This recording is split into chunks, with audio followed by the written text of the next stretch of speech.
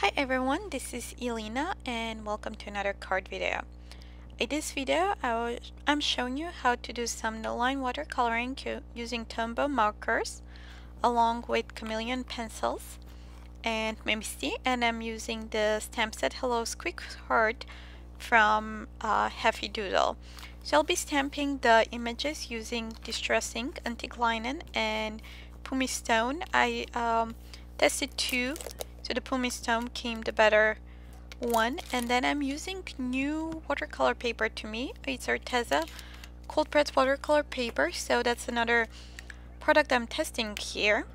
So right off the bat, just to let you know, it's I really like it. It's pretty inexpensive. I think I paid about $20 for two of those pads, which have 32 sheets each, and it's 140 pounds. So let's get started now. So I have this Hello SQUEAKHEART that has as well matching dies, but I won't be using them in this video. So I'm just positioning because I'll be doing some masking. So the image to go second, I position it first onto my paper there, and then the little mice on top of it. So then I picked up the mice with the lid of my MISTI and I stamped them. I first stamped on some sticky note, like all over sticky note, and then onto my paper. Next I'm using my Tombow markers to do some watercoloring, and I'm using Adhesive brush, water brush, but then in a little bit I'll start switching to regular paint brushes and a jar of water. So I'm just adding first color around the lines of the image.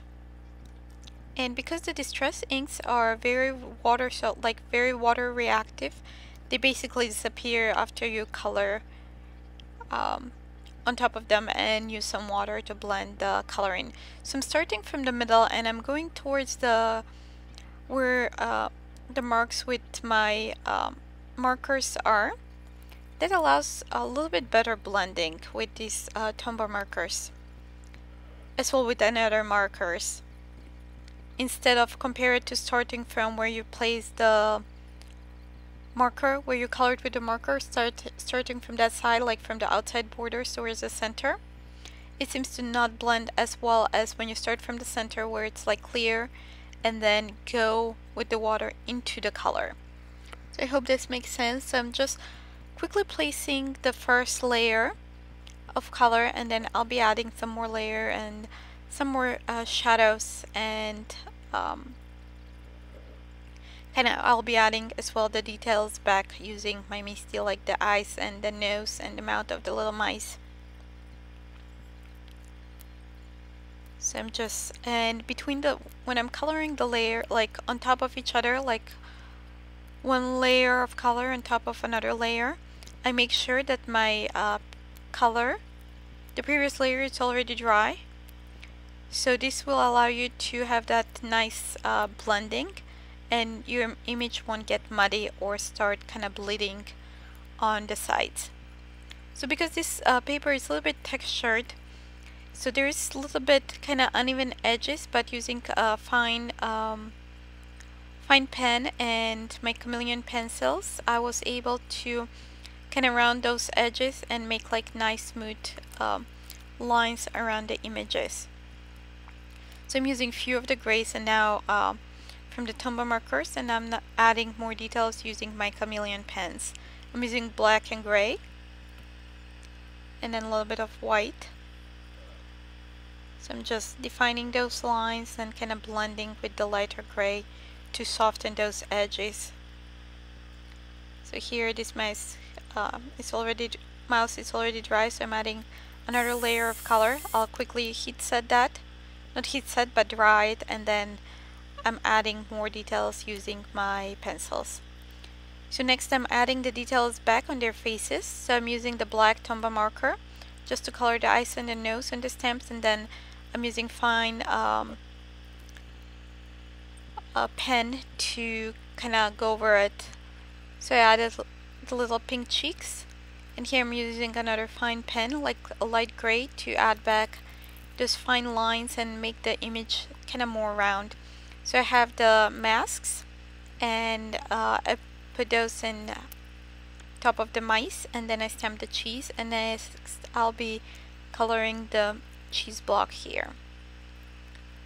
So I just thought these mice are very cute, and they're, as well, the sentiments are so silly in this stamp set that they're irresistible. So again, I'm repeating the same process as I did for the mice, placing one layer of color on top of another and then blending it in, again starting from the middle, going to the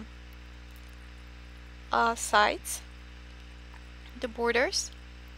Here I'm just blending the edges where I just want a little bit darker color. So now I'm gonna dry that so I can place another layer. So I'm just coloring inside of the cheese holes. I'm using darker colors than the outside of the cheese.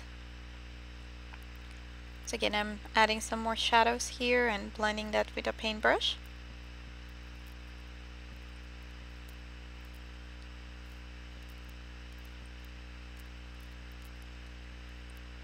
So you can see here the stain is already kind of getting together. They're kind of floating in the air, but in a moment I will show you how to kind of ground them, and using some distress inks I will create that ground. So I'm gonna use Pumice stone, Tumbled glass, and Evergreen Bough.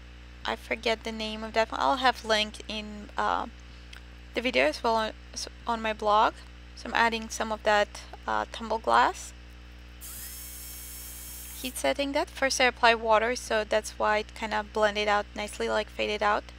Next I'm kind of creating that ground using the Pumice stone. I'm just adding some shading there. I'm adding some more water around the images, and I'll add the Evergreen around to create the sky. So I'll heat set that. So next I'm using the pencils to add a little bit more details to my cheese block. So here I went off the screen a little bit, but you can still see the details that I'm putting there. So here we go, we're back up here. I apologize for that.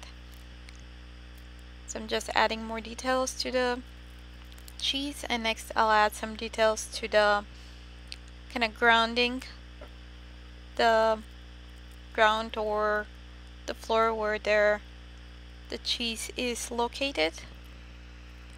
So I'm just adding little pink bellies to the mice. I'm trimming the panel to 3 3/4 by 5 inches, and I'm just trying to figure out which note card will work best. So I decided for Hero Art Sunshine mix, and I used fan foam to adhere